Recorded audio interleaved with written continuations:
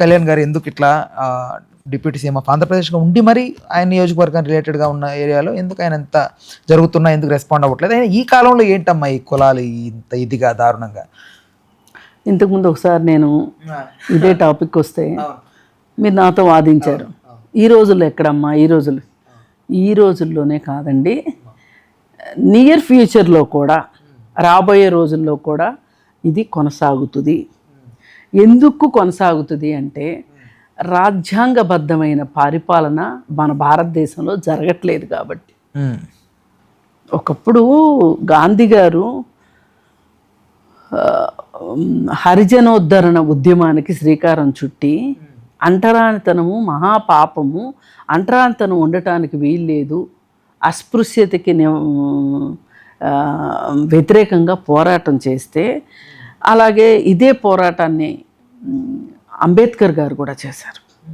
అసలు అంబేద్కర్ గారు అంత దృఢ నిశ్చయం రావడానికి మహారాష్ట్రలో మహద్ అనే ప్రాంతంలో దళితుల్ని నీళ్లు ముట్టుకొని ఇవ్వకపోతుంటే ఆయన వెళ్ళి, ఇది 1930s వెళ్ళి 95 సంవత్సరాల క్రితం ఆయన వెళ్ళి అక్కడ మంచినీళ్ళు తాగి అందరిని పిలిచి మంచినీళ్ళు తాగమని చెప్పి సహజ వనరుల మీద ఏ కులాలకి ఏ మతాలకి హక్కు లేదు అని ఆయన బహిరంగంగా ప్రకటించారు. ఆ దరిమిల దేశంలో ఒక అణగారిన వర్గాల్లో ఒక ధైర్యం ధీమా వచ్చాయి. అయితే ఆ రోజుల్లో ఆయన చేయడము, ఓ పక్క గాంధీ గారు చేయడము, ఇవన్నీ కూడా ఈ ఒక సంస్కరణ ఉద్యమాల్లాగా జరిగినాయి. అయినప్పటికీ కూడా అందుకే మనకి రిజర్వేషన్స్ వచ్చింది కూడా కారణం ఇదే. వాళ్ళు సామాజిక వెలికి గురి అవుతున్నారు ఎస్సీలు ఎస్టీలు. కాబట్టి వాళ్ళని మన సమాజంలో అంతర్భాగం చేసుకోవాలి అంటే ముందుగా వాళ్ళు చదువుకోవాలి, ముందుగా వాళ్ళు ఉద్యోగాల్లోకి రావాలి అనేది అంబేద్కర్ గారి పట్టుదల. అంబేద్కర్ గారిని ఆయన దళితుడు అనే ఒక కారణం చేత క్లాస్ రూమ్లోకి రానివ్వకపోతే క్లాస్ బయట ఆయన కూర్చుని పాఠాలు చదువుకున్నారు. అంటే ఆ రోజుని నుంచి ఈ రోజు వరకు కూడా చూసుకుంటే ఇంత పరిణామ క్రమంలో కూడా చాలా వరకు మారింది అని మనం అనుకుంటాం. నిజంగా కూడా మారలేదు, మార్పు రాలేదని అనుకోవద్దు. ఎందుకంటే దళితులు చాలామంది ఉద్యోగస్తులు అయ్యారు, దళితులు చాలామంది ఐఏఎస్లు ఐపీఎస్లు అయ్యారు, దళితులు చాలామంది మినిస్టర్లు అయ్యారు. అయితే ఈ రిజర్వేషన్స్ అంటూ లేకపోతే గనక ఇది జరుగుండేది కాదు.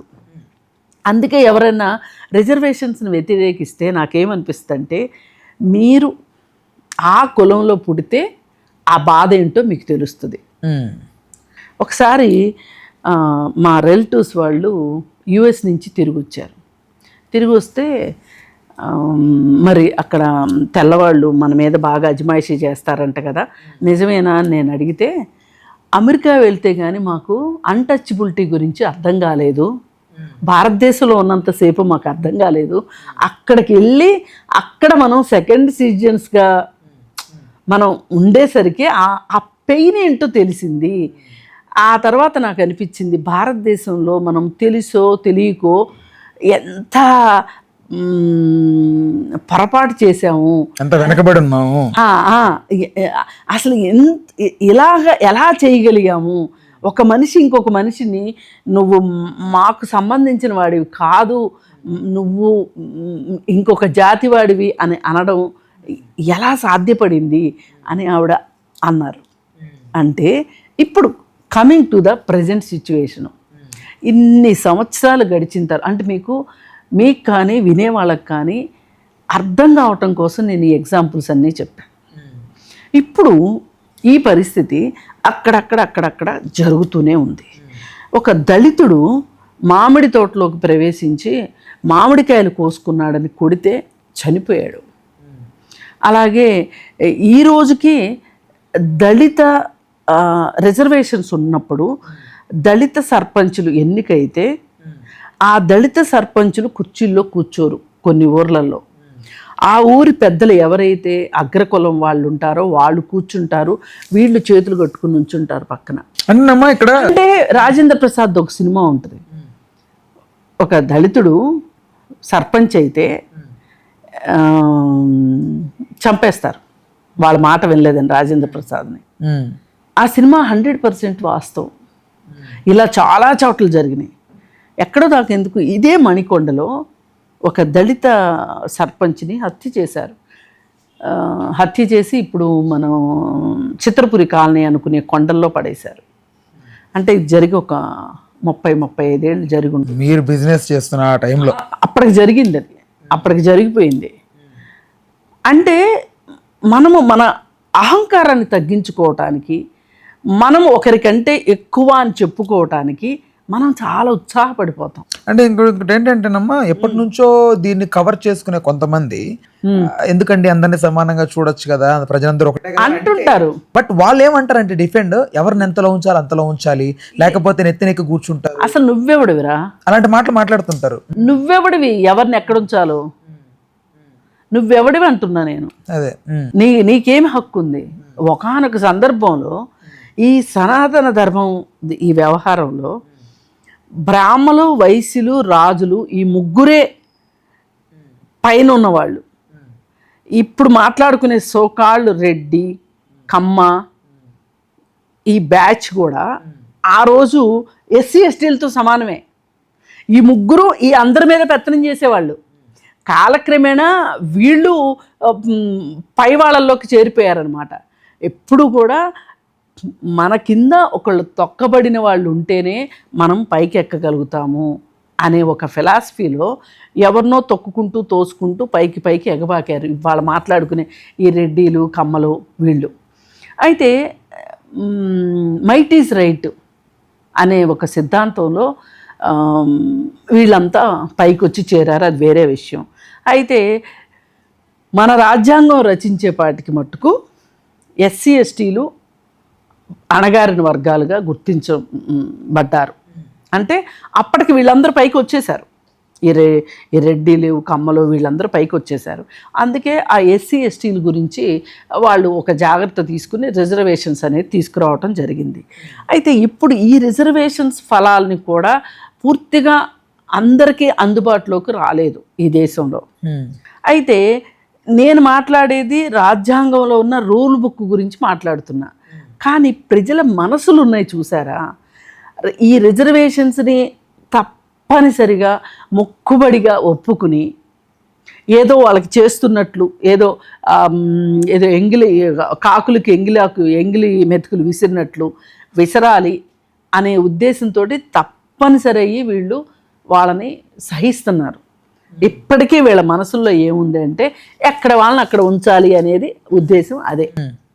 అయితే ఇప్పుడు ఊర్లలో పరిస్థితి ఏంటి అంటే, అన్ని ఊర్లు కాదు, కొన్ని ఊర్లలో కొంతమంది ఏంటంటే మనసులో ఉన్న పైకి మాట్లాడని వాళ్ళు ఉన్నారు. మాట్లాడితే పరువు పోతుంది, చట్టాలు ఊరుకోవు, ఇలాంటి అవగాహన ఉన్న వాళ్ళు మాట్లాడట్లా.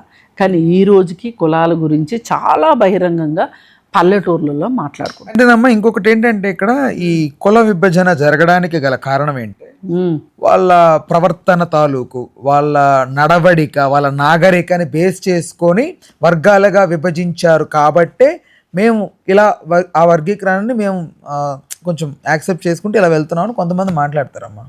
ఇది కూడా నేను అంగీకరించను.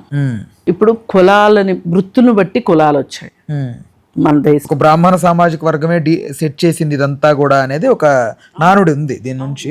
దాన్నే మేము పాటిస్తున్నామని పెద్ద అగ్రకులాల వాళ్ళు మాట్లాడుతారు. పాటిస్తే కుదరదు, కాలం మారింది, వాళ్ళు తెలుసుకోవాల్సిన నీతి. ఒకప్పుడు ఈ కింద కులాల వాళ్ళు చదువుకోవడానికి వీల్లేదు అనేవాళ్ళు. చదువుకుంటానంటే చెవుల్లో, అంటే వింటే కూడా చెవుల్లో సీసం పోసేవాళ్ళు. చదువుతానంటే నాలుకల మీద వాతలు పెట్టేవాళ్ళు. ఎంత పాపం అమ్మా అది. అదే కదా మరి, అవన్నీ ఇప్పుడు చేయమనంటే చూద్దాం. మళ్ళీ ఇదే బ్రాహ్మలు ఖండాంతరాలు దాటి వెళ్ళారనుకోండి, వాళ్ళకి వచ్చిన తర్వాత వాళ్ళకి శుద్ధి కార్యక్రమం చేసేవాళ్ళు. Like Muslims లాగానా? ముస్లిమ్స్ ఎందుకు చేస్తారు? అట్లా చేయరే, ముస్లిమ్స్ చేయరు. ఈ మన సనాతన ధర్మం ప్రకారం సముద్రాలు దాటి వెళ్ళకూడదు. సముద్రం దాటి వెళ్ళారు అంటే వాళ్ళు వచ్చిన తర్వాత వాళ్ళు ఏదో సంథింగ్ వాత అవి అవి చదువుకుంటాను అనే వాళ్ళకి, ఈ వెనకబడిన కులాల్లో వాళ్ళు చదువుకుంటానంటే నాలుకల మీద వాతలు పెట్టేవాళ్ళు. అప్పట్లో ఇవే ఉండే కదా, వేదాలు ఉండే కదా, వేదం చదవడానికి వీలు లేదు తక్కువ కులం వాళ్ళు. అలా వచ్చింది అది. వింటాను అంటే చెవుల్లో సీసం పోసేవాళ్ళు.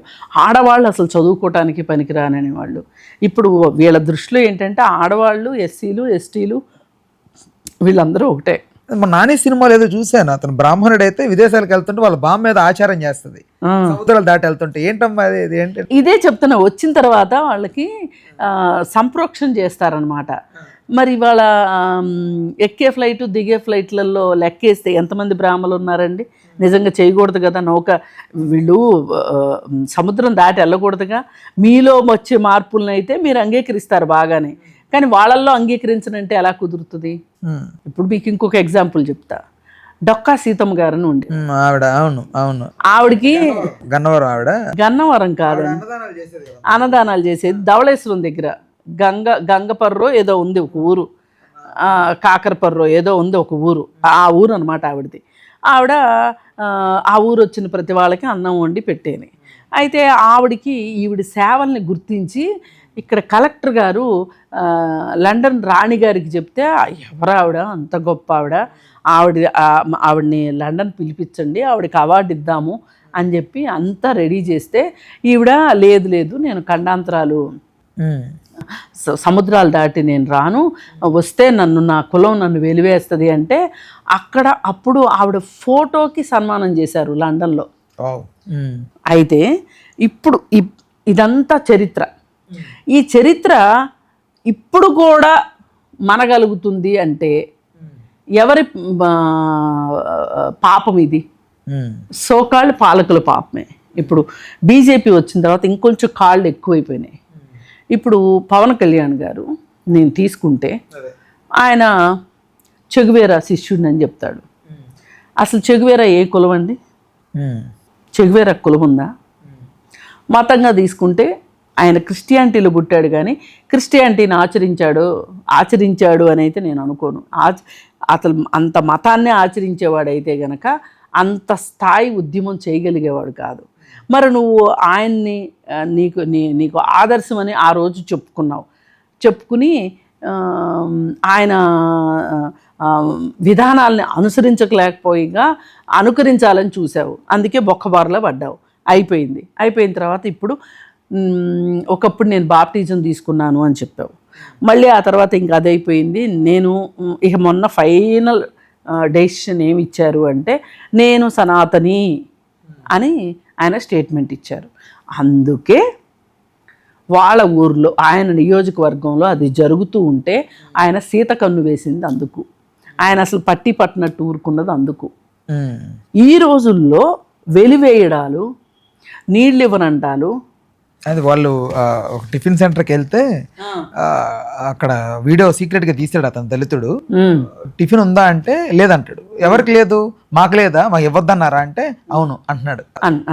అది ఏంటి ఇప్పుడు 2025లో అది పిఠాపురం నియోజకవర్గం. మీరు ఎందుకండి 2 గ్లాసుల వ్యవహారం ఉంది ఇంకా తెలుసా? అంటే 2 గ్లాసుల వ్యవహారం అంటే హోటల్కి వెళ్తే మట్టి పిడతల్లో అగ్రకులాల వాళ్ళకి ఇస్తారు, అది తాగేసి పడేస్తారు. మామూలు కప్పుల్లో ఇస్తారు, అది ఎస్సీ ఎస్టీలకి మామూలు కప్పుల్లో ఇస్తారు. అది ఎంగిలి అనమాట. వాళ్ళైతే ఒకళ్ళు ఎంగిలి ఒకళ్ళు ఓకే, కానీ వాళ్ళు తాగిన కప్పు వీళ్ళు తాగటానికి వీల్లేదు అన్నట్లు. అంటే కడిగితే పోదు కదమ్మా. అలా కాదు, మేమే మామూలు విషయమా మేమే. అదే మరి ఈ దుర్మార్గులు హైదరాబాద్ సిటీలోకి వచ్చి స్టార్ హోటల్కి వెళ్తే, స్టార్ హోటల్లో ఏ కప్పు ఎవరు తాగారో ఎవరికి తెలుసు. అక్కడ కూడా మట్టి పిడతలు పెడుతున్నారు మరి స్టార్ హోటల్లో. మరి వీళ్ళ పిల్లలు అమెరికాలు అది వెళ్తున్నారు కదా, అమెరికా వెళ్తుంటే అమెరికాలో ఏం జరుగుతుందో మీకు తెలుసా? అసలు ఈ శాంసంగ్ ఫోన్ కనిపెట్టినోడు ఎవడు? ఉమ్. ఈ సనాతనవాదులు కేవలం సనాతనవాదులు తయారు చేసినవి వాడుకోవాలి అంటే వీళ్ళు ఫోన్ వాడకూడదు, వాళ్ళు ఈ ప్యాంట్లు షర్ట్లు వేసుకోకూడదు, ఈ గడియారాలు పెట్టుకోకూడదు, ఈ సోకాళ్ళు కంప్యూటర్లు వాడకూడదు, ఏమీ వాడకూడదు. నూలు వణికిన గాంధీజీలాగా వణికిన కద్దరు వేసుకుని తిరగాలి వీళ్ళు, నా పిలకలు పెట్టుకొని తిరగాలి, షూలు వేసుకుంటానికి వీలు లేదు. మరి అవన్నీ చేస్తారా ఇప్పుడు? ఈ నేను సనాతని అని చెప్పే ఈ సనాతన చెప్తాడా? ఎంత దారుణం అమ్మా ఇదంటే. మామూలు దారుణం కాదండి. నేను ఇక్కడ చెప్పాను కదా 2 గ్లాసుల వ్యవహారం అన్నట్లు ఆంధ్రప్రదేశ్లో కూడా కొన్ని చోట్ల రిమోట్ విలేజెస్లో ఇది జరుగుతుంది. ఒకటే బాధ ఏంటి అంటే, ఒక డిప్యూటీ సీఎం కాన్స్టిట్యున్సీలో ఇలా జరుగుతుంది అంటే చాలా సిగ్గుచేటైన విషయము. కానీ అది ఎందుకు జరుగుతుందో నేను చెప్పేశాను. ఆయన బీజేపీతో అంటగాగుతున్నాడు, నేను సనాతన్ని అని చెప్పాడు. అందుకే ప్రకాష్ రాజ్ విమర్శించింది. పవన్ కళ్యాణ్ ఊరికే విమర్శించలా. అది ఇప్పుడు పవన్ కళ్యాణ్ ఉద్దేశం ఏంటి అంటే, ఏది ఏమైనప్పటికీ కూడా నేను బీజేపీ వాళ్ళ వాత్సల్య దుఃఖుల నుంచి నేను తప్పించుకోవడానికి వీల్లేదు, వాళ్ళ గుడ్ లుక్స్లోనే నేను ఉండాలి, ఉంటేనే ఎప్పటికైనా ఆంధ్రప్రదేశ్కి సీఎంను అవ్వాలి నేను అనే ఒక దృఢ నిశ్చయంతో ఆయన ఉన్నాడు. కానీ ఒక్కటి చెప్తున్నాను, నువ్వు సీఎం అవటం కాదు కదా, మొన్న తెలుగుదేశంతో పొత్తు లేకపోతే కనుక మీకు బీజేపీకి ఈ సీట్లు వచ్చేవి కాదు. ఇది ఇది ఇది గుర్తుపెట్టుకో. తెలుగుదేశానికి బలమే జనసేన అన్నట్టుగా ఎవ్వరు చెప్పారు? ఎవ్వరు చెప్పలే. అక్కడ యాంటీ ఇన్కంబరెన్స్ వచ్చింది. దాన్ని పూర్తిగా ఈ పొత్తు లేకపోయినా చంద్రబాబు నాయుడు గారు క్యాష్ చేసుకోగలిగేవాళ్ళు. నేనేదో తెలుగుదేశం మీద అభిమానంతోనో ఇంకోటి మాట్లాడట్లేదు. అసలు బూత్ మేనేజ్మెంట్ చేసుకోవడం వీళ్ళకి ఎలా చేతావు? జనసేనకి ప్రతి ఊర్లోనూ శాఖ ఉందా? లేదు. అసలు వీళ్ళు బీజేపీకి ఉందా? లేదు. ఆంధ్రప్రదేశ్లో వీళ్ళిద్దరూ ఒంటరిగా పోటీ చేస్తే కూడా జరిగే పని కాదు. అసలు వైసీపీ గెలిచిందంటే కూడా కారణం ఏంటనుకుంటున్నారు? పాత కాంగ్రెస్ వాళ్ళందరూ వైసీపీలోకి వెళ్ళారు కాబట్టి ప్రతి ఊర్లోనూ పాత కాంగ్రెస్ వాళ్ళు వైసీపీలోకి వెళ్ళబట్టి గ్రామ శాఖలు పదిలంగా ఉన్నాయి. ఇవాళ వన్స్ జగన్మోహన్ రెడ్డి లేడు అని తెలిసిన రోజున అక్కడ కాంగ్రెస్ పార్టీ బలపడుతుంది. పాత వాళ్ళందరూ మళ్ళీ కాంగ్రెస్లోకి వచ్చేస్తారు. వాళ్ళు బీజేపీలోకి వెళ్ళి మనగలగలేరు, తెలుగుదేశంలోకి రాలేరు, జనసేనలోకి వెళ్ళలేరు. ఇప్పుడు అక్కడ ప్రత్యామ్నాయం లేక కాంగ్రెస్ వాళ్ళందరూ నోట్లో గుడ్డలు పెట్టి కూర్చున్నారు అక్కడ. అది పరిస్థితి. అందుకని ఈయన బీజేపీ లేకపోతే నేనేమైపోతాను అనే భయంలో బీజేపీ చంకలో కూర్చోవాలన్న ఉద్దేశంతో బీజేపీ విధానాలను ఈయన ఫాలో అవ్వాలని చూస్తున్నాడు. అందుకే నేను సనాతని అని చెప్పి గగ్గోలు పెడుతున్నాడు. ఈ సనాతనికి మరి కేవలం బ్రాహ్మణులను కమ్మవాళ్ళు రెడ్లు ఓట్లు వేసేస్తేనే అయిపోతుందా? ఎస్సీ ఎస్టీలు ఓట్లు వేయలేదా ఈయనకి? రేపొద్దున వేయకపోతే ఎవరి ఓట్లతో గెలుస్తాడు ఈయన? అసలు సొసైటీలో ఈరోజు మాదిగ అలాగే గిరిజనులు వీళ్ళు ఈ ముగ్గురు ఎస్సీ ఎస్టీలు వీళ్ళ ఓటింగ్ శాతం ఎంత ఉంది? బీసీలు ఓటింగ్ శాతం ఎంత ఉంది? అగ్రకులాల ఓటింగ్ శాతం ఎంత ఉంది తీస్తే బీసీలు ఎస్సీలు ఎస్టీలు ఓటు వేయకపోతే ఎవ్వరూ గెలవరు. ఆఖరికి చంద్రబాబు నాయుడు గారు కూడా గెలవరు. ఇన్ని చెప్తున్న మోడీ గారు కూడా గెలవరు. అందుకోసం ఏంటి అంటే ఆయన కూర్చున్న కొమ్మని ఆయనే నరుక్కుంటున్నాడు. నాకు బీజేపీ అండ ఉంది కదా అని. ఆ అండ అన్నిసార్లు పనిచేయదు. నీకు ఇవాళ ఏదో డిప్యూటీ సీఎం అవడానికి అవకాశం వచ్చింది, కానీ రేపొద్దున తెలుగుదేశంతో పొత్తు లేకపోతే నువ్వు ఎమ్మెల్యేగా కూడా గెలవలేవు. అందరినీ కలుపుకుపోయేలాగా ఉండాలి. నువ్వు ఆ నియోజకవర్గం ఎమ్మెల్యేవి అంటే ఆ నియోజకవర్గంలో ఉన్న మనుషులకే కాదు, జీవజాలానికి, జంతుజాలానికి, ప్రకృతి వనరులకు కూడా నువ్వు ఎమ్మెల్యేవే. అంటే ఇప్పుడు అక్కడ కాపాడాల్సిందే. అదేనమ్మా అక్కడ జరుగుతుంది. ఆయనకి తెలియకుండా అయితే ఉండదు. 100% ఎందుకు తెలీదో తెలుసు. బట్ తెలిసినా ఎందుకు ఆయన రెస్పాండ్ అవ్వట్లేదని అదే చెప్తున్నా కదా. ఆయన బీజేపీకి బానిసైపోయాడు. నేను సనాతన్ని అని చెప్పుకున్నాడు కదా. ఆ గుడిమెట్లు గడిగాడు. పంచెగ్గట్టేసి ఈయన ఆహార్యం మొత్తం మారిపోయింది.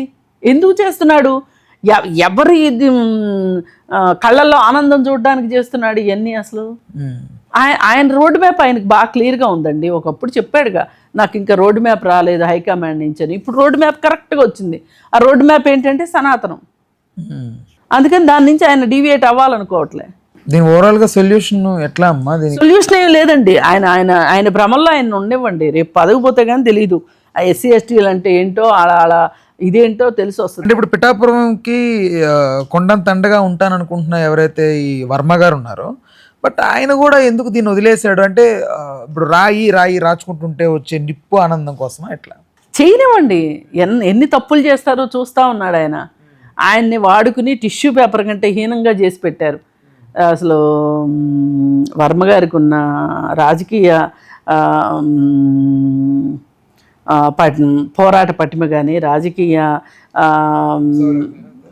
రాజకీయంగా ఆయన చాలా తెలిసినవాడు, రాజకీయం తెలిసినవాడు, ప్రజల్లోకి చొచ్చుకుని వెళ్ళినవాడు. ఒకప్పుడు ఇండిపెండెంట్గా పోటీ చేసి గెలిచిన ఆయన కదండి. ఆయనకి నువ్వు పోటీ చేసి 2 చోట్ల పోటీ చేసి 2 చోట్ల ఓడిపోయి నీకు వర్మ గారికి ఏంటి అసలు ఏమన్నా సంబంధం సాపత్యం ఉందా? అలాంటి ఆయన కూడా ఈరోజు ఈ సమయం నాది కాదు అని చెప్పి వెయిట్ చేస్తున్నాడు వర్మ గారు.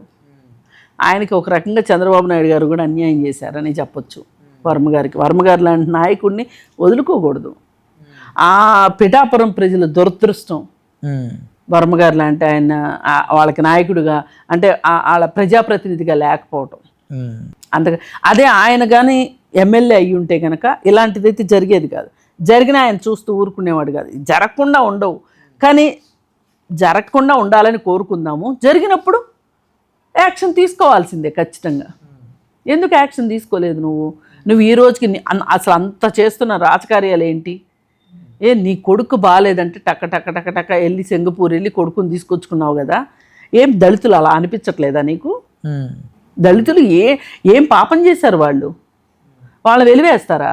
ఈ ఆధునిక కాలంలో వెలివేయడం ఏంటండి? అది ఎంత మూర్ఖత్వం అసలు. ఎక్కడున్నారు మీరు అసలు? నేను చెప్తున్నా కదా ఇందాక, శాంసంగ్ ఫోను ఈరోజు ఇక్కడ ఎవరైతే అనుకుంటున్నామో వాళ్ళకి సంబంధించిన వాళ్ళు నమ్మే దేవుడు, వాళ్ళది నమ్మే దేవుడు ఒకటే. ఇక్కడ భారతదేశంలో హిందూ మతం ఆచరించే వాళ్ళు ఆచరిస్తూ ఉండొచ్చు, కానీ ఇప్పుడు మీరు లెక్కేసేది వాళ్ళని వీళ్ళని ఒకటనే కదా మీరు లెక్కేస్తారు.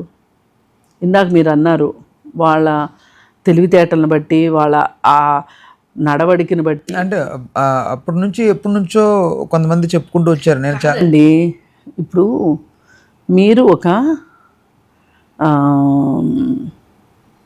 పై కులంలో పుట్టి మీరు చిన్నప్పటి నుంచి ఎంతో కొంత బాగా సౌకర్యాల్లో తులతోగకపోయినా కానీ మీకు ఎంతో కొంత ఒక సోషల్ క్యాపిటల్ ఉంది. సోషల్ క్యాపిటల్ ఉంది. ఈ సోషల్ క్యాపిటల్ తోటి మీకు మీ తాలూకు వాళ్ళు ఎవరో సిటీలో ఉంటారు, మీరు సిటీకి వస్తారు, వాళ్ళు ఉద్యోగం ఇస్తారు, మీదంతా ఇలా నడిచిపోతూ ఉంటుంది. విపరీతమైన సంపదలు లేకపోవచ్చు, కానీ మీకు ఎంతో కొంత ఒక సోషల్ క్యాపిటల్ ఉంది. ఈ సోషల్ క్యాపిటల్ లేని వాళ్ళు ఈ రిజర్వేషనే లేకపోతే వాళ్ళు అలానే ఉండిపోయేవాళ్ళు. వాళ్ళ అలా ఉంచి ఉంచి ఉంచి ఉంచి అవును నువ్వు చెప్పులు కుట్టు, తరతరాలు వాళ్ళు చెప్పులు కుడుతూ వచ్చారు. దాని నుంచి వాళ్ళు అందులో నుంచి ఎవరైనా ఒకళ్ళు చదువుకుని బయటకు వచ్చినప్పటికీ కూడా వాళ్ళు ఇంకా రిజర్వేషన్ ద్వారా వచ్చాడు అంటే ఆఫీసులో ఇంకా స్టిగ్మా ఉంది. వీడు రిజర్వేషన్ క్యాండిడేట్ అని మాట్లాడతారు. పని సరిగా చేయకపోతే రిజర్వేషన్ ద్వారా వచ్చాడు అంటారు. ఇలాంటివన్నీ ఇది చాలా పెద్ద సముద్రం లాంటి సబ్జెక్ట్ అండి. అంటే చాలా మంది అమ్మా ఇప్పుడు ఎవరన్నా ఇంటర్ కాస్ట్ మ్యారేజ్ అది చేసుకున్నా, ప్రేమించిన ఇదికి చేసుకున్నా కూడా పైకి ఎంకరేజ్ చేసినట్టే ఉంటారు కానమ్మా, పొడిసేవాళ్ళు పొడుస్తూనే ఉంటారు వెనక నుంచి. అది ఎందుకు, అది ఎప్పుడు మారుతారు మరి? ఇప్పుడు ఆ మారని వాళ్ళ తాలూకు జాడ్యమే పిఠాపురంలో జరిగింది. మనం ఆ కులంలో ఇప్పుడు ఎవ్వరు కూడా ఏ కులంలో పుడతాం అనేది చాయిస్ ఉండదండి. అవునా? పుట్టుక చాలా యాదృచ్ఛికం. ఈ యాదృచ్ఛికంగా పుట్టిన దానికి ఓ భుజాల మీద భుజకీర్తులు, తలకేమో కొమ్ములు, సహజ కవచకుండలాలు వేసుకుని పుట్టినట్టు ఫీల్ అయిపోతుంటారు. ఈ కులము, ఈ మతము ఇవన్నీ చూపించుకొని. నీ పుట్టుక ఒక పెద్ద యాక్సిడెంట్. ఎంచుకుని పుడతామా? పుట్టాం కదా. అందుకని ఈ మాత్రం జ్ఞానం ఉంటే గనక ఇలా ఆలోచించరు. వాళ్ళు మన వాళ్ళే, మనలాంటి మనుషులే వాళ్ళు కూడా. అగ్రకులాల్లో ఉన్న వాళ్ళు కూడా చాలా వరకు ఇబ్బందులు పడుతున్నారమ్మా. ఈ కొంచెం వాళ్ళకి ఈ ఫైనాన్షియల్ సిచ్యువేషన్స్ బాగలేక ఆర్థికంగా వెనకబడిన వాళ్ళు కష్టపడుతున్నారు, నేను కాదనట్లా. ఇప్పుడు రిజర్వేషన్ తీసుకునే వాళ్ళు ఎక్కడో ఒక శాతం వాళ్ళ నాన్న ఉద్యోగస్తుడైతే అతను కొంచెం ఆర్థికంగా మంచి పొజిషన్లో ఉన్నట్లు లెక్క. కానీ సొసైటీలో వాళ్ళని కలుపుకుంటున్నారా? కలుపుకునేటట్లయితే మిర్యాలగూడలో ప్రణయ్ ఎందుకు మారుతిరావు ఎందుకు ప్రణయ్ని హత్య చేయిస్తాడు? వాళ్ళ నాన్న ఉద్యోగస్తుడేగా. ప్రణయ్ వాళ్ళ నాన్న ఉద్యోగస్తుడేగా. వాళ్ళేమీ చెప్పులు కుట్టుకోవట్లేదు కదా. లేదంటే గేదెలు చచ్చిపోతే గేదెల్ని చర్మం ఒలిసి చెప్పులు కుట్టుకోవట్లేదు వాళ్ళు. మరి ఎందుకు ఒప్పుకోలేకపోయాడు?